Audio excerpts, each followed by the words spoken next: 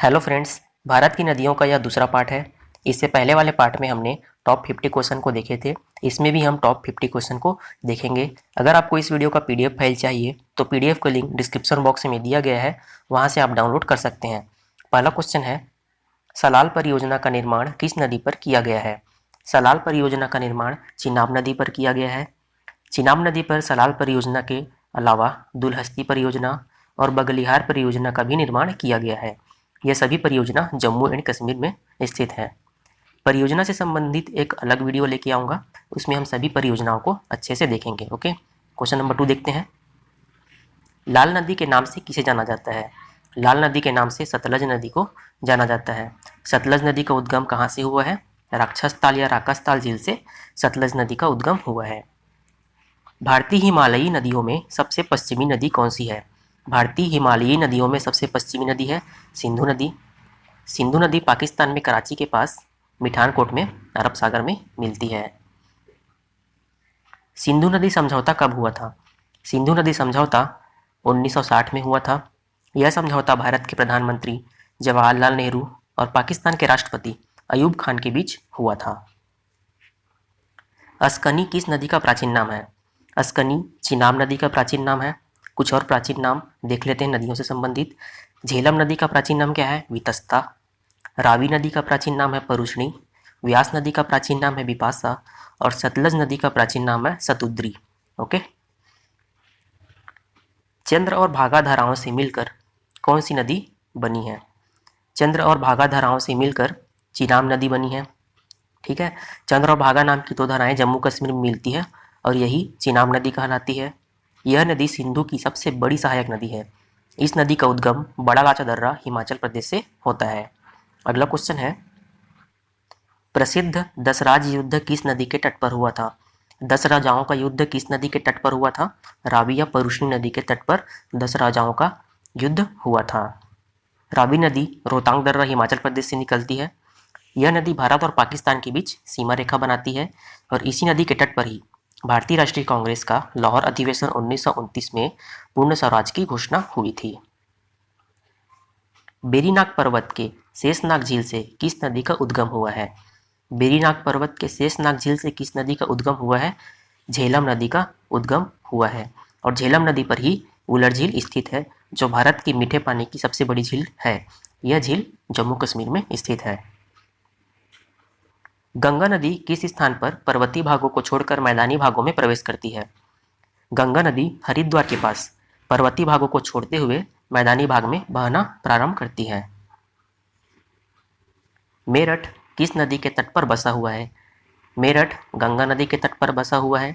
मेरठ के अलावा कानपुर, हरिद्वार, बनारस, पटना, इलाहाबाद भी गंगा नदी के तट पर बसे हुए हैं। इन सभी शहर को आप याद रखिएगा, ये सभी क्वेश्चन मोस्ट इंपॉर्टेंट है।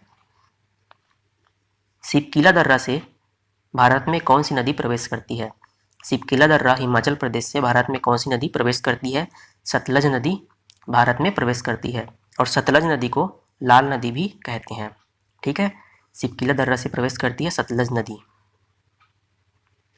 सतपुड़ा पर्वत श्रृंखला किन नदियों को विभाजित करती है? सतपुड़ा के उत्तर में नर्मदा नदी और दक्षिण में ताप्ती नदी बहती है, अर्थात सतपुड़ा पर्वत श्रृंखला इन दोनों नदियों को विभाजित करती है। सावित्री नदी का उद्गम किस राज्य में होता है? सावित्री नदी का उद्गम महाराष्ट्र में होता है। महाराष्ट्र से सावित्री नदी निकलती है। सिंधु की सबसे बड़ी सहायक नदी है। सिंधु की सबसे बड़ी सहायक नदी है चिनाब नदी। चिनाब सिंधु की सबसे बड़ी सहायक नदी है। 5 नदियों की भूमि किसे कहा जाता है? 5 नदियों की भूमि पंजाब को कहा जाता है। पंजाब को 5 नदियों की भूमि कहा जाता है। जास्कर नदी किसकी सहायक नदी है? जास्कर नदी सिंधु की सहायक नदी है। जास्कर के अलावा गिलगिट, श्योक, नुब्रा ये सभी सिंधु की सहायक नदियां हैं। महानंदा नदी का उद्गम हुआ है।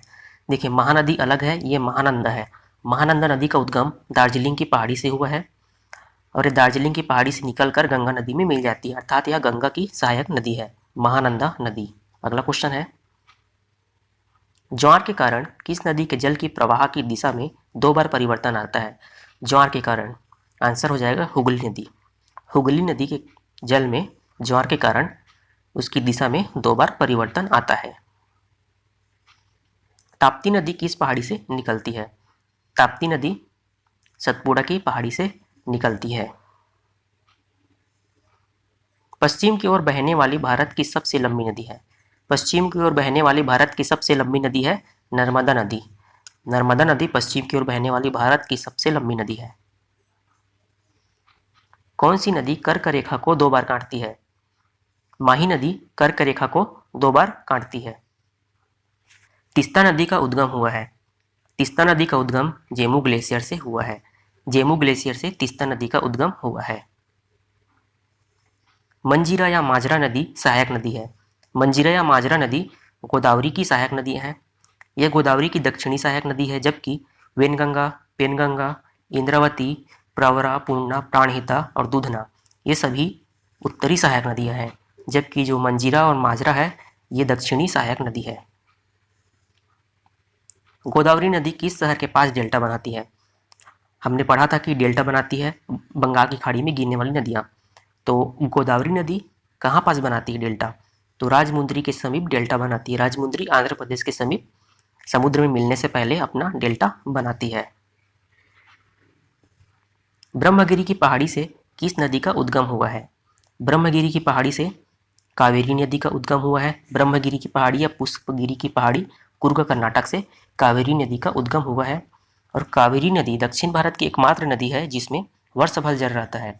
और कावेरी की सहायक नदियां हैं अमरावती, हेमवती, भवानी, लोकपावनी, लक्ष्मण तीर्थ। ये सभी कावेरी की सहायक नदियां हैं। अगला क्वेश्चन देखते हैं। दक्षिण भारत की एकमात्र नदी जिसमें वर्ष भर जल रहती है, इसका आंसर क्या हो जाएगा? कावेरी नदी। ओके।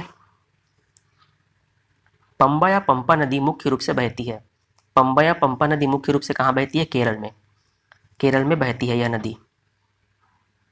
सतरंजी नदी कहाँ बहती है? सतरंजी नदी गुजरात में बहती है। सतरंजी नदी गुजरात में बहती है। तुंगभद्रा किसकी सहायक नदी है?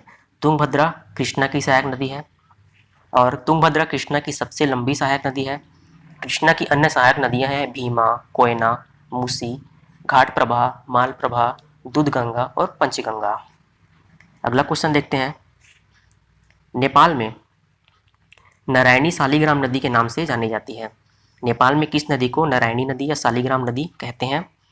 गंडक नदी को। और गंडक नदी पर ही भारत और नेपाल की संयुक्त परियोजना गंडक परियोजना स्थित है। भारत और नेपाल की संयुक्त परियोजना। महाबलेश्वर की पहाड़ी से उद्गम हुआ है। महाबलेश्वर की पहाड़ी से कृष्णा नदी का उद्गम हुआ है। तवा नदी सहायक नदी है। तवा नदी नर्मदा नदी की सहायक नदी है।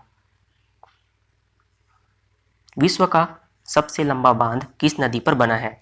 विश्व का सबसे लंबा बांध हीराकुंड बांध महानदी उड़ीसा में है। तो किस नदी पर है? महानदी पर है। हीराकुंड बांध महानदी। दामोदर नदी किस नदी की सहायक नदी है? दामोदर नदी हुगली नदी की सहायक नदी है। दामोदर नदी छोटा नागपुर पठार से निकलती है। दामोदर नदी को जैविक मरुस्थल भी कहा जाता है क्योंकि औद्योगिक अपशिष्ट अधिक मात्रा में मिलती है। और दामोदर नदी छोटा नागपुर के पठार को 2 भागों में काटती है। अगला क्वेश्चन है, छोटा नागपुर के पठार को 2 भागों में कौन सी नदी काटती है? तो दामोदर नदी इसको 2 भागों में काटती है। सांची नगर किस नदी के तट पर है? सांची मध्य प्रदेश में स्थित नगर है। यह बेतवा नदी के तट पर है। बंदरपुर चोटी से किस नदी का उद्गम हुआ है? यमुना नदी का उद्गम यमुनोत्री ग्लेशियर वृहद हिमालय के बंदरपुर चोटी से हुई है। यमुना गंगा नदी की सबसे बड़ी सहायक नदी है। बंदरपुर चोटी से यमुना नदी का उद्गम हुआ है। भारत की सर्वाधिक अपरदन करने वाली नदी कौन सी है? भारत की सर्वाधिक अपरदन करने वाली नदी है चंबल नदी। यह नदी बीहड़ का निर्माण करती है और यह नदी देश के सबसे गहरे खड्डों का भी निर्माण करती है और सबसे ज़्यादा अपरदन करने वाली नदी है चंबल नदी। गंगा की सबसे बड़ी सहायक नदी है। गंगा की सबसे बड़ी सहायक नदी है यमुना नदी। ओके। अगला क्वेश्चन, तुलबुल परियोजना किस नदी पर है? तुलबुल परियोजना झेलम नदी पर है, यह परियोजना भारत और पाकिस्तान की संयुक्त परियोजना है।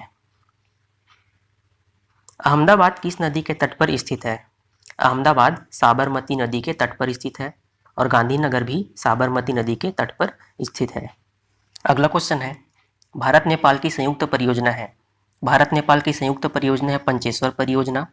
पंचेश्वर परियोजना महाकाली नदी पर स्थित है। कौन सी नदी पर स्थित है?